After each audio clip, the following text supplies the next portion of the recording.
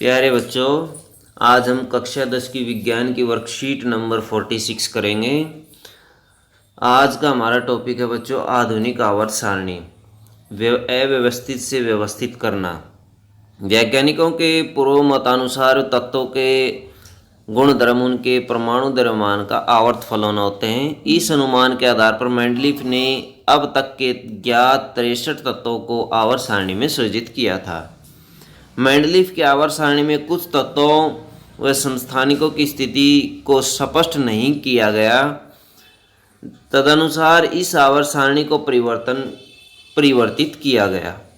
सन 1913 में हेनरी मोजले, आप तस्वीर देख सकते हैं हेनरी मोजले की, ने इन त्रुटियों का समाधान किया और आधुनिक आवर्त सारणी का निर्माण किया। आधुनिक आवर्त सारणी के नियम थे और कुछ नियमों के आधार पर इनको तत्वों को रखा गया। तत्वों के गुण धर्म उनकी परमाणु संख्या का आवर्त फलन होते हैं। इसका ये नियम था बच्चों। परमाणु संख्या से हमें परमाणु के नाभिक में स्थित प्रोटॉनों की संख्या का पता चलता है। वह एक तत्व से दूसरे तत्व तक बढ़ने पर इस संख्या में एक की बढ़ोतरी होती है। तत्वों को उनकी परमाणु संख्या के आरोही क्रम में व्यवस्थित करने पर जो वर्गीकरण प्राप्त होता है उसे आधुनिक आवर्त सारणी कहा जाता है। तो बच्चों जेड जो संकेत होता है, कैपिटल लेटर होता है अंग्रेजी का, ये परमाणु संख्या के लिए प्रयोग किया जाता है। तत्व जिनकी परमाणु संख्या समान परंतु परमाणु द्रव्यमान भिन्न होते हैं। तत्वों की परमाणु संख्या समान और परमाणु द्रव्यमान भिन्न होते हैं। तो बच्चों ये आवर्त सारणी आप देख सकते हैं। इसमें 118 तत्वों की सूची दी गई है। ये अपनी बुक में भी देख सकते हैं, आपकी बुक में दी गई है सारणी।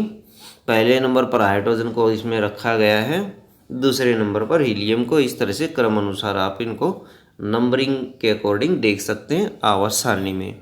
पहला क्वेश्चन देखिए, आधुनिक आवर्त सारणी का निर्माण किसने किया? हेनरी मोजले ने किया 1913 में। आधुनिक आवर्त नियम क्या है? तो बच्चों ये वाला जो ग्रीन अक्षरों में दिया गया है, ये वाला आंसर इसका है। तत्वों के गुण धर्म उनकी परमाणु संख्या का आवर्त फलन होते हैं, ये नियम है। मेंडलीफ की आवर्त सारणी की 3 त्रुटियों का समाधान आधुनिक आवर्त सारणी में किया गया। वो 3 त्रुटियां क्या थी? तो बच्चों पहली जो त्रुटि थी वो थी समस्थानों की स्थिति स्पष्ट नहीं की गई थी, वो स्पष्ट हो गई। दूसरी थी हाइड्रोजन का स्थान निश्चित नहीं था, वो स्थान निश्चित हो गया। तीसरी थी कुछ तत्वों का परमाणु द्रव्यमानों के अनुसार अनुचित क्रम था, वो क्रम भी स्पष्ट हो गया। जैसे कोबाल्ट और निकेल का स्थान निश्चित नहीं था, वो स्पष्ट हो गया बच्चों। प्रश्न नंबर 4 पर आ जाइए, टिप्पणी कीजिए। टिप्पणी कीजिए आधुनिक आवर्त सारणी में समस्थानों की स्थिति पर। आधुनिक आवर्त सारणी में समस्थानों की स्थिति पर टिप्पणी कीजिए। तो बच्चों समस्थानिकों की स्थिति स्पष्ट हो गई। समान परमाणु संख्या वाले तत्व एक स्थान पर समान समूह में रखे गए। तो इसमें आप ये लिखेंगे, क्या लिखेंगे? समस्थानिकों की स्थिति स्पष्ट हो गई। समान परमाणु संख्या वाले तत्व एक स्थान पर एक ही समूह में रखे गए या समान समूह में रखे गए।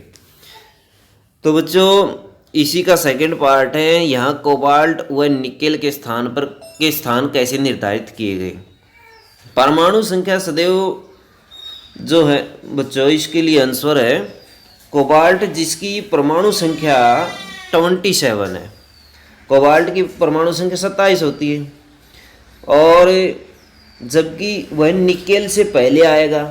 ये रोंग रखी गई थी, मेंडलीफ की आवर्त सारणी में ऊपर नीचे कर दी गई थी। कोबाल्ट की वास्तविक परमाणु संख्या 27 है, ये स्पष्ट हो गई। इसको पहले रखा गया 28 की बजाय, और जबकि ये निकेल से पहले आएगा तो 27 पर इसको रखा गया। तो निर्धारित हो गई इसकी पोजीशन।